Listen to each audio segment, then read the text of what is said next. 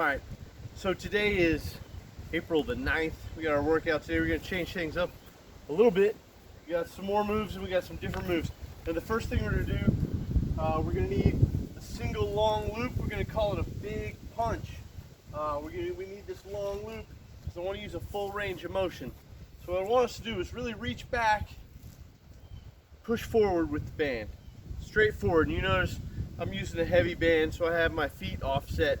If you can go a little closer together, but I really want you to reach back, push forward. I want you to do about 5 or 6 times, nice and controlled. And then one of my favorite things about the bands is after 5 or 6 controlled times, I want you to get back and really thrust it forward. We can change the tempo up with the bands, something we really can't do with the weights.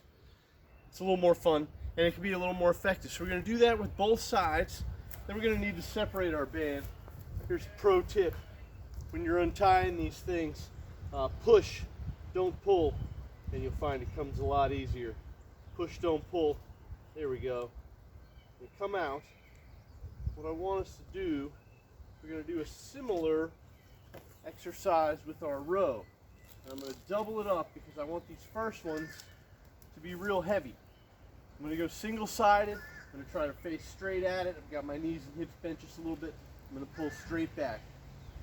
Again, about 4 or 5 of these at this super controlled tempo on this side, and then I want us to go to the other side. Same thing, 4 or 5.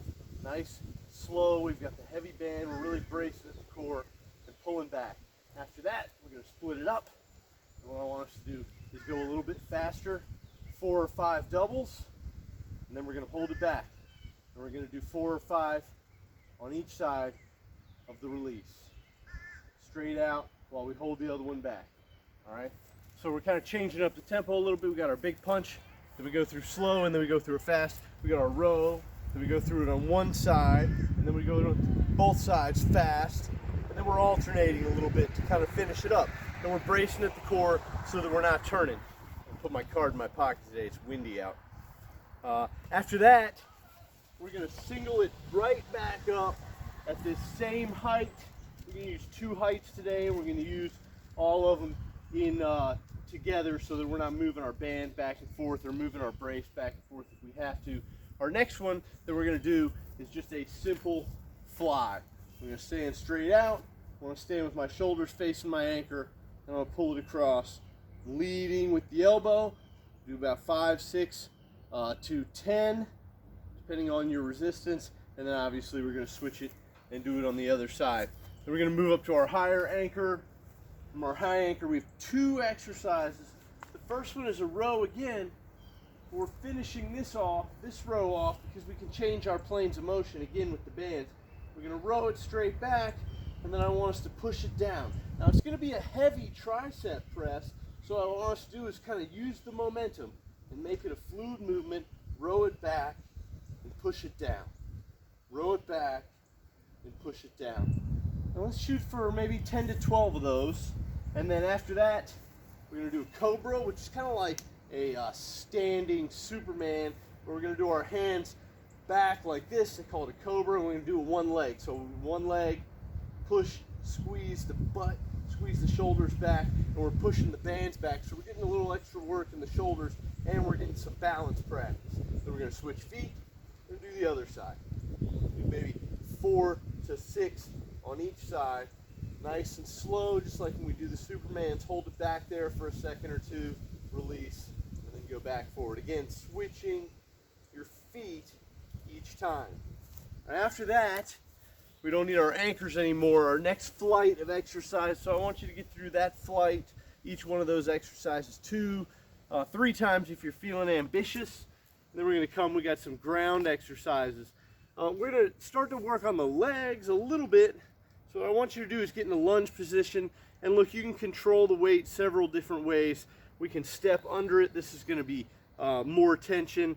If we step under just one loop, we've got less tension, and again, we can always choke up or choke down. What I want us to do is some lunging curls. So if you can, what I'd like to see you do is start standing straight up. We're going to go into a reverse lunge and curl it up. And again, you can change your resistance. I might prefer to have it down here, but I want us to keep our knee off the ground while we curl. Then we're gonna come back. We'll do about 4 to 5 on that side, and then we're gonna switch sides. If you prefer to do just maybe a smaller number, you know, just take turns. Try to even it up with the lunges.